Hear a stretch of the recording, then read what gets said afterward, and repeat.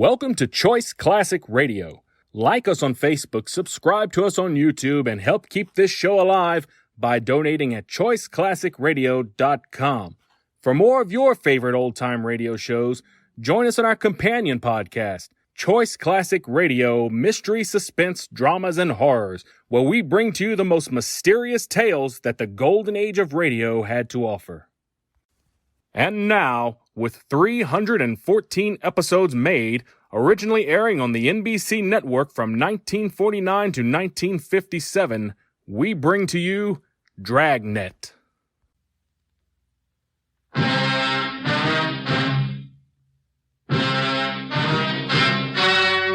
story you are about to hear is true. Only the names have been changed to protect the innocent. Fatima Cigarettes, best of all long cigarettes, brings you Dragnet.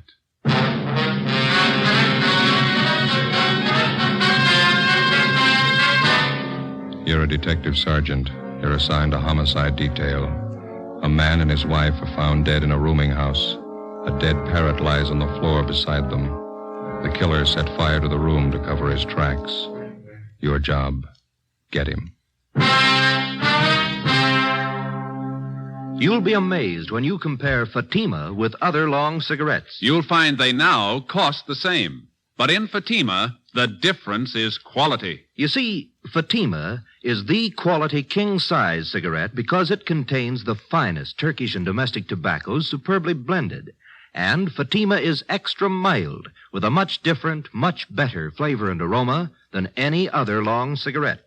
Because of its quality, its extra mildness, its better flavor and aroma, Fatima has more than doubled its smokers coast to coast. So try comparing Fatima yourself. Fatimas now cost the same as other long cigarettes, but your first puff will tell you... Ah, that's different. Yes, in Fatima, the difference is quality. Ask your dealer for Fatima, the quality king-size cigarette. Best of all long cigarettes. Start enjoying Fatima tomorrow.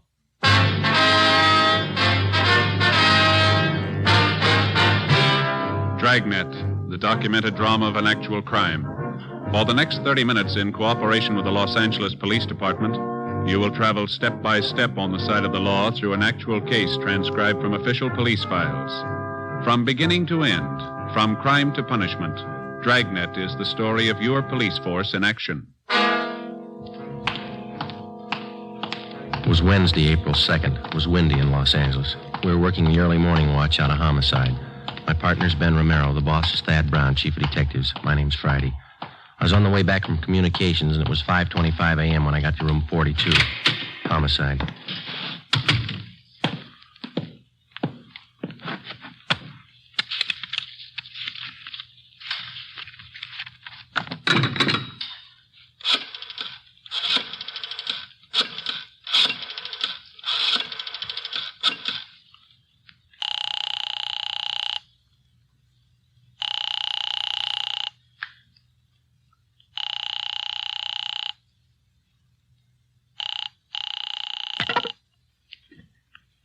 Hello? Is this Miss Jones? Yes, who is it? This is Joe Friday. I'm sorry to bother you, Miss Jones. Is Lee there? Oh, yes, Joe. Just a minute, I'll wake him. Lee, honey. Lee, it's Joe Friday. He wants to talk to you.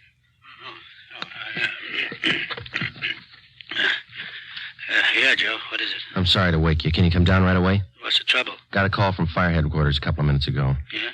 They had a fire in a rooming house over on 7th Street. They found 2 dead bodies in one of the rooms. Yeah? They suffocate? Well, the battalion chief doesn't think so. They found both bodies on the bed. There was evidence of arson in the room. What kind of proof they got? The victims. That's why we called you. What you got? Fire department thinks they were dead before the fire started. 5:30 a.m. Romero and I drove out to the rooming house on 7th Street. It was a 2-story building in the middle of the block between South Grand and Toledo Avenue. On one side of it was a small transient hotel, and the other, a building which housed a bookbinding firm and studios for an acrobatic dancing school. When we got there, the salvage crew was still working. We were directed to the 2nd floor, where we met with a man in charge from the fire department, Battalion Chief Sullivan.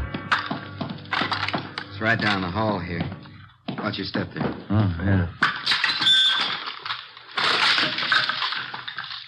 You have the names of the victims, Chief? We think it's Guthrie, Mr. and Mrs. Charles Guthrie. Old couple, lived here for some time, I understand. Here we are. We figure that's where it started, right under the bed over there. Heat must have been terrific. Look at the walls, Joe. Yeah. This is where most of the damage was done, Chief? No, rooms on both sides got it, too. Not as bad as this, though. Guthrie's had 2 rooms. This and the one adjoining. Through the door there. Mm-hmm. When the fire starts, got any idea? About 4:45, I'd say. Landlady smelled the smoke about 10 to 5, put in the alarm. Fire was out 3 minutes after 5. Any other casualties besides the Guthries, I mean? No, just the 2. Okay. Over on the bed here.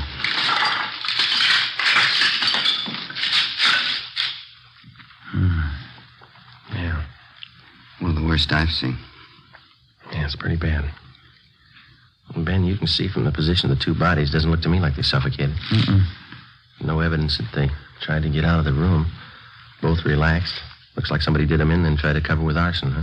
Oh, Chief. Yeah? On the floor there. Oh, yeah, a parrot. Somebody wrung its neck, looks like to me, and then threw it there on the floor. There's the empty cage there in the corner, door's open. Chief? Yeah, Wyatt?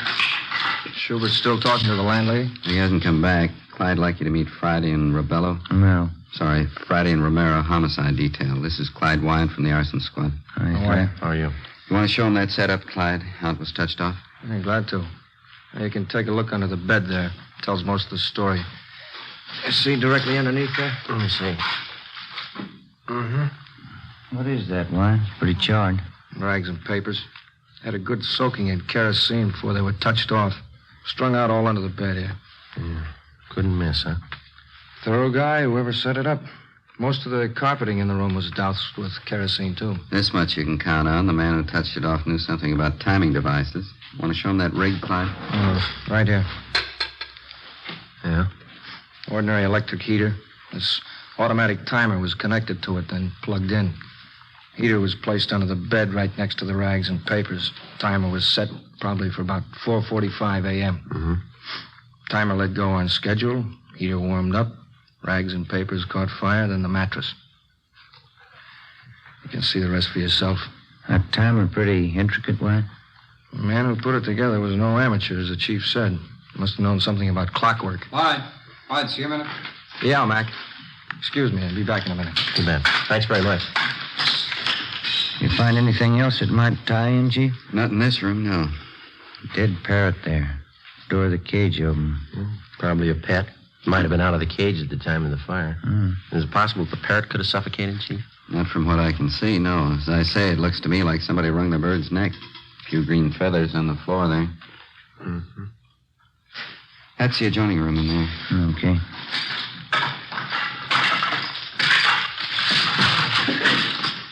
I figure the Guthries used it as a sitting room. Yeah. You can see the fire didn't wipe out everything in here. Mm-hmm. Hey, Joe. Come here a minute. Right. This carpet here with the door. Dark stains. Let me see. What do you think? Could be blood. Heavy stains. Sure enough of them. Yeah. Looks like more of them by that desk there, and some on the wall, too. Desk drawer's open here. Yeah, I see that. That's about it. You know as much as we do so far. Yeah.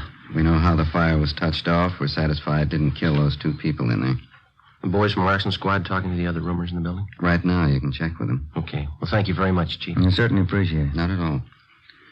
The usual breaks, isn't it? How's that? This is Fire Prevention Week. 5:53 a.m. Lieutenant Lee Jones and the crew from the crime lab arrived. Davis, the photographer, Dean Bergman from Leighton Prints. Pictures were taken of both rooms, which made up Mr. and Mrs. Guthrie's living quarters. Photographs of the bodies were taken. Bergman processed for fingerprints. While Lee Jones continued his investigation, Ben and I went down the hall to the landlady's apartment, where we met with Ray Schubert, one of the men from the arson squad. These men are from Homicide Division. Sergeant Friday, Sergeant Romero, Mrs. Stedman, that right? Yes, Clara Stedman. How do you do? Yeah. I manage the house here. Would either of you care for a cup of tea? No, thank you. I wouldn't care for it. When did you last see Mr. and Mrs. Guthrie, ma'am? Well, now, let me see. Miss Guthrie, I saw her just before dinner last night, a little before 6. I went in to borrow an egg and a cup of flour. She was all right then. Was there anyone with her? No, she was alone. What about Mr. Guthrie? When'd you last see him? About 7:30. I looked out my window and I saw him closing up the parking lot. Did the Guthries have any visitors at all yesterday? Do you remember that? Oh, just one I know of. Jack Marshman. He's working for Mr. Guthrie about a year now. When did Marshman visit the Guthries, do you know? Around 4 yesterday afternoon. Yes, I was there, too. Mrs. Guthrie and Jack and I had a cup of tea together. Then Jack left to go back to work, and then I left. You didn't notice anyone else in or near the Guthries' rooms after that? No. I had my dinner and listened to a radio play, and then I went off to bed. Oh, I know you're upset, Mrs. Stedman, but can you think of anybody who might have wanted to do away with the Guthries? Anybody who had a reason to do them harm? Oh, as far as I know, Sergeant, they didn't have an enemy in the world. I guess I was wrong. It's a terrible, terrible thing. Yes, ma'am. We'll leave our card here with you. All right. If you want to contact us, don't hesitate to call anytime. All right, thank you. Thank you, Miss Stedman. Goodbye, ma'am. Goodbye.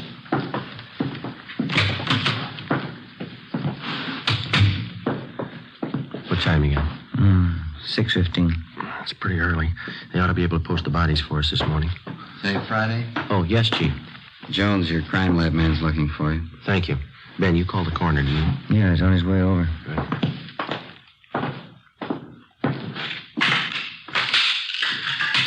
Lee? Hi.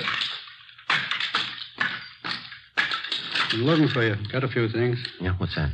This hammer. Found it over in the corner under some of the rubble. Yeah?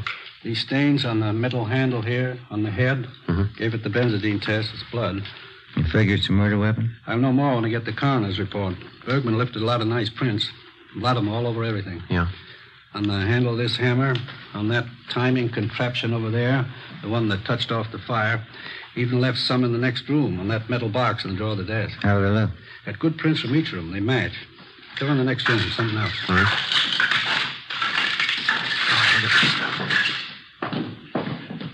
Yeah? Those stains on the carpet by the door, the stains on the carpet by the desk, those on the wall, blood stains, all of them. Mm-hmm. And you can see here, trail of stains, all leading through the door into the murder room. You figure they were murdered in here, and then the killer took the bodies in the next room and put them on that bed, huh? Then he set fire to cover up. That's my guess. How about the prints on the box in that desk, Lee? Might have been money in the box. Possible burglary? That's an angle. I'll take scrapings from these stains on a biological precipitant when I get back to the lab. I'll let you know how it comes out. Better start finishing up here. Right, Lee. Thanks very much. Well, looks like we're in fair shape. A hammer, a couple of fingerprints. Righty. Romero? Yeah, Schubert? That fellow that worked for Mr. Guthrie in the parking lot, Jack Marshman, just got here. Did you talk to him? Wyatt and I have him in one of the empty rooms down the hall. Thanks. Which way? Down here.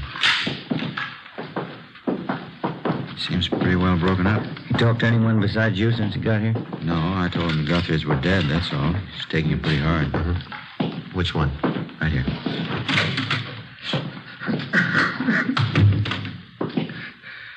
As friends I had, Charlie and Marta. I knew I should have stayed with him. I knew I should have. These men are from homicide, Mr. Marshman. Huh? Sergeant Friday, Sergeant Romero. Hello, Mr. Marshman. How are you?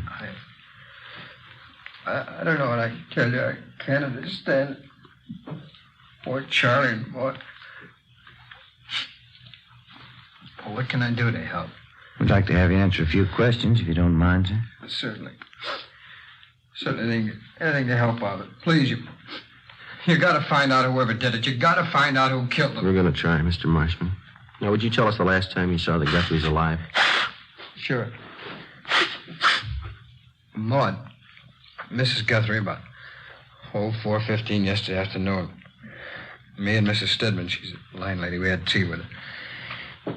And I went back to help Mr. Guthrie at the parking lot. Mm-hmm. When's the last time you saw him? Oh, it's about 6:30. That's when I get off duty at the lot. I said goodbye to Charlie. It never dawned on me it was the last time I'd see him alive. I just can't understand. It's such a vicious thing. Charlie and Marta. It's really terrible. Yes, sir. You want to just sit down there, Mr. Marshman? Oh, thanks very much. Right. Are you sure you're the only one who talked to Marshman since he died? That's right. I met him at the door downstairs. Well, the only thing you told him was that the Guthries were dead. That's all he got from us. Any chance he could have been in the room since the fire? Not a chance. Then how do you know somebody killed him?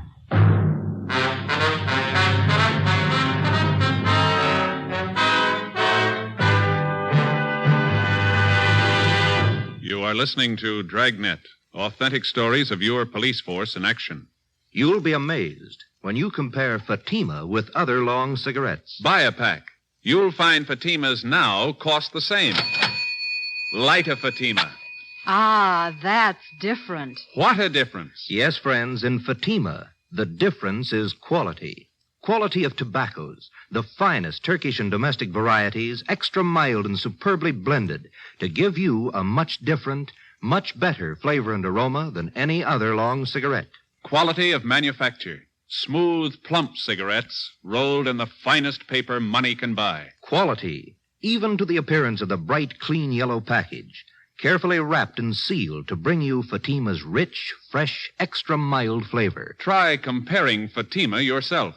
Fatimas now cost the same as other long cigarettes, but your first puff will tell you... Ah, that's different. Yes, in Fatima, the difference is quality. Ask your dealer for Fatima, the quality king-size cigarette. Best of all long cigarettes. Start enjoying Fatima tomorrow.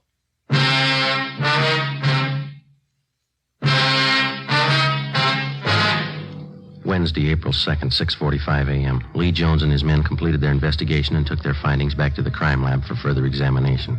The deputy coroner arrived and removed the bodies of Mr. and Mrs. Guthrie to the county morgue. Together with Clyde Wyant and Ray Schubert of the arson squad, Ben and I continued questioning the Guthrie's friend and employee, Jack Marshman. His answers got more confused, and he kept contradicting himself. In some ways, he seemed childlike. In others, a good deal more complex. We strung along. In order to keep up the pretense that he was not a suspect, we asked him to come along with us while we checked his living quarters, a 2-room basement apartment near Olympic and South Flower. We explained it as a routine check. Marshman was calm and self-assured. Well, here it is, officers. You can see for yourself. Yeah, Nice, comfortable place. Oh, I like it. I've been here for about 3 years. Well, this room's where I do my living. Pull-down bed. It's a little gas plate over there. It's handy. Compact. I see. What do you use this next room for here, Jack? Oh, that's my shop. I like to put around. You care to see it? Yeah, okay. It's very nice. What's your hobby? Watchmaking. Used to be a watchmaker. I haven't worked at it lately, though. Job's pretty hard to find. Yeah. These parts here on the bench. You making something, Jack? Oh, just fooling around. Old alarm clock there. I'm fixing it up for a friend. All these wires and things. They all go into the works, huh? More or less, yeah. Just something I was fooling around with. It keeps me busy, you know. I like a hobby. They say it's good for you. That's what they say, yeah. Where does this door go, Marshman? Oh, that's my closet. Just some clothes and stuff in there. Just junk. Don't mind if I look, do you? Well, it's only a closet. There's just clothes and junk. There's nothing to see. Say, Jack, do you usually keep this stuff around? Huh? Oh. It's kerosene, and it's pretty dangerous to store like this. There's no cap on it. Yeah, I'm glad you reminded me. I got to get a cap for that. I use it to wash up. My hands get dirty working around the bench. Well, this shirt, these trousers. Are yours, Jack? I wish you wouldn't drag that stuff out. It gets my stuff all mixed up. Yeah, they're mine. That's what I figured. The stains here is quite a few of them. Some kind of paint I was using. I'm pretty sloppy with paint. It's not paint, is it, Jack? It looked like blood to me. Well, what difference does it make? They're working clothes. Think your reason was in the day. Oh, why don't you lay off? Who cares what kind of stain it is? You come in here snooping around, looking all around. I invited you in here. I didn't give you the place. This is my apartment, and this is my shop. Now, you can get out. You hear me? Both of you can get out. What's the matter, Jack? I said you can get out. All right. You want to tell us before we go? I'll tell you what. Why you killed the Guthries. What do you mean? Why did you kill Mr. and Miss Guthrie? No reason. I just did. 9 a.m. We put the stained clothing and the materials from the workbench in the car. Together with the suspect, we headed back for the office. On the way, Marshman was quiet. He asked for some breakfast. We stopped and bought him some ham and eggs. We tried to get him to talk. He refused. After breakfast, we dropped the stained clothing and the other things at the crime lab, and then we drove to the city hall.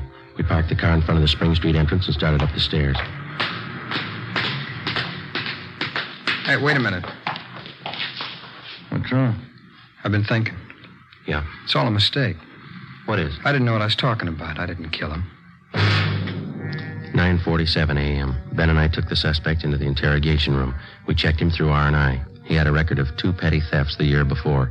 We went back to the interrogation room and got on the phone. We called latent fingerprints. We made them, Joe. The prints on the hammer, the timing device, and the metal box on the desk. They all belong to Marshman. 10:03 a.m. I called the county morgue. Bodies identified as Mr. and Mrs. Charles Guthrie. Cause of death, Mrs. Guthrie. Multiple depressed fractures of the skull. Subarachnoid hemorrhage. Blunt instrument. Cause of death, Mr. Guthrie, about the same. Compressions of the brain in the occipital area around the brainstem. 10:25 a.m. I put in a call to Lee Jones at the crime lab. The materials from the workbench are the same that went into that automatic timer, Joe. Piece together the cut ends of some of the wires. They match. How about the stains on his clothes? Human blood. 10:45 a.m. We laid it out for the suspect, step by step. Let me rest a while. I'll feel better. Let me think. We stayed with him. We waited. 11:20 a.m. The suspect opened his eyes. Sergeant? Yeah? I want to talk about it. 11:25 a.m. Schubert and Wyatt from the arson squad joined us. We called in one of the stenographers to take Marshman's statement, Eleanor Eastlack. She automatically took down the time, the place, and those present. Jack, this is Miss Eastlack. She's going to record your statement so there'll be no misunderstanding as to what you say at this time. How do you do, man? Hello. Joe, you want to handle the question? All right. Jack, we've got a few preliminaries here for you. Okay. John Everett Marshman, is that your true name? Yeah. Where do you live? 122 and a half Morgan Place, apartment B. What's your age? 37. Occupation? Watchmaker, when I'm working. Well, now, Jack, you've indicated to us in a previous conversation that you're willing to make a statement setting forth the true facts surrounding the deaths of Mr. and Miss Charles Guthrie. That's right, I'll tell you. Were you in their home Tuesday, April 1st? That's yesterday. Yeah, that's right, I was. What time did you get there? First time? About 5 minutes to 4 in the afternoon. Mrs. Guthrie was there, and so was the landlady, Mrs. Stedman. We had some tea. Was anybody else present while you were there? No, it's just the three of us. How long did you stay there? I left about 4:15, I guess. Guess I was there about 20 minutes. Where'd you go when you left?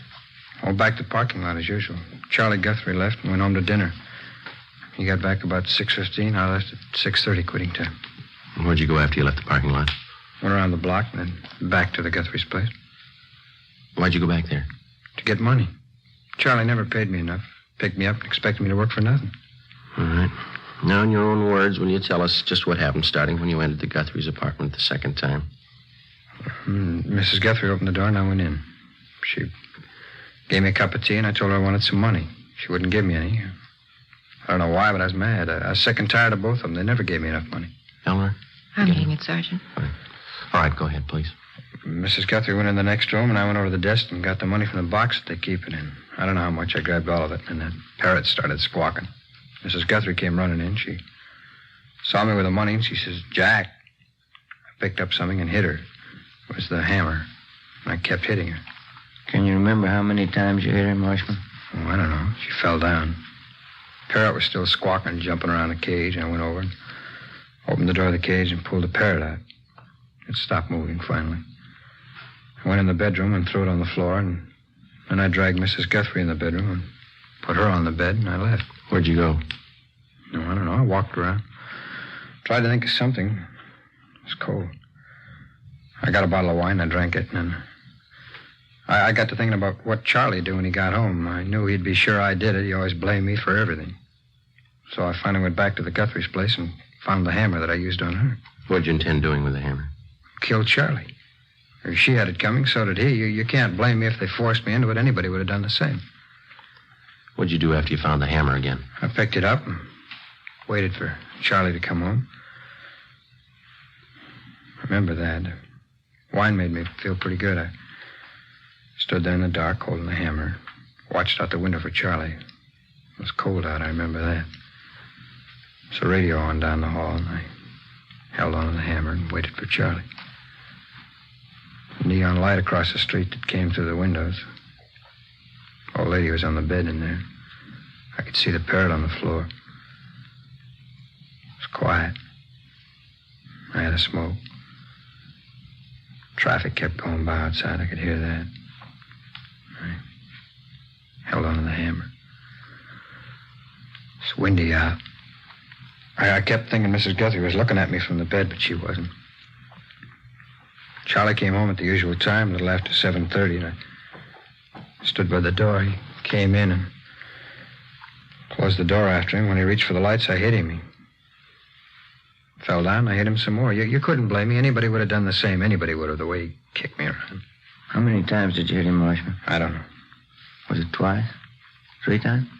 I hit him till he quit moving. That's all. I took him, dragged him into the bedroom, put him on the bed with his wife. I put him over. Wiped the stains off of me and left. It's the only thing I could do. Where'd you go then? My place. I knew that timer had to do the trick. I put it in a shopping bag with some stuff, and I went back to the Guthries.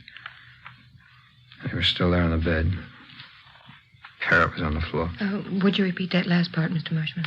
Oh, I said they were still on the bed, the Guthries, and the Parrot was on the floor next to the bed. Put the kerosene on the carpet and the rags and paper under the bed and rigged up the electric heater and the automatic timer to set it off. A little slower? Yeah, would you speak up, Jack, and then slow it down just a little bit? Oh, sorry. How did you rig the timer to set off the heater, Marshman? Can you tell us? Oh, it'd take all morning to tell you. You got the timer. I'll take it apart and explain it to you if you want. All right. What was your purpose in setting fire to the room? You knew both Mr. and Mrs. Guthrie were dead, didn't you? Oh, sure. Sure they were. They forced me into it. I set the fire to make it look like an accident, like they'd burned to death. Well, what'd you do after you set the timer? Oh, I left, went down the street, bought a couple of bottles of wine. Talked to the guy a minute. I walked around a while. It was too cold, so I went home. When'd you get home? 2:30 maybe. I don't remember too well. Did you go right to bed? Yeah. Did you go to sleep? No. I laid there and read a movie magazine, drank the wine. Finally, I finished up the 2 bottles and dozed off. What time did you get up? A little before 6 this morning. Went down to the Guthries to nose around. That's how I met you guys. Well, you know all the rest because I've been with you ever since. All right, Jack. Anything else you'd like to add? No, I told you everything. All right. And this statement was given free and voluntarily, and there's been no promise of immunity or reward extended to you? Yeah, that's right. Was any force, violence, or duress used to induce you to make this statement? No. Okay. These questions and answers have been recorded by the secretary here. After they've been transcribed, will you be willing to sign it as a true statement? Well, sure, I'll sign it. All right, Eleanor. Will you get that out as soon as possible? All right, Sergeant. Thank you. You're welcome. Well, that's it, huh? All of it? That's it. Oh, that's good. That's good. I'm tired. It's been a long night, a long one. Get used to it. Huh? They're going to get longer.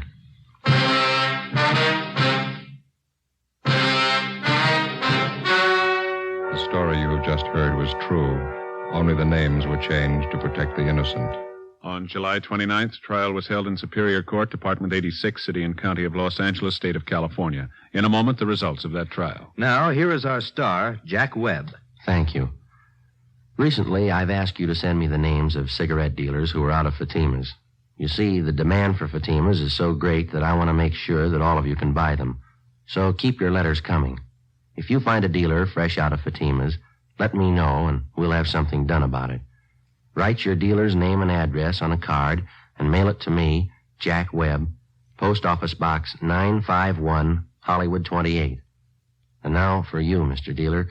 The coming holiday season will find new thousands insisting on Fatima quality. Step up your order for Fatimas tomorrow.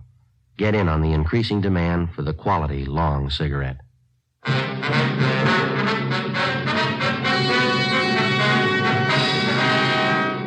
John Everett Marshman was tried and convicted of murder in the first degree, 2 counts, and arson, 1 count. He is now serving a life term in the state penitentiary without possibility of parole. You have just heard Dragnet, a series of authentic cases from official files. Technical advice comes from the Office of Chief of Police W.H. Parker, Los Angeles Police Department. Fatima Cigarettes, the best of all long cigarettes, has brought you Dragnet, portions transcribed from Los Angeles. Coming up, We the People, then Screen Directors Playhouse on NBC.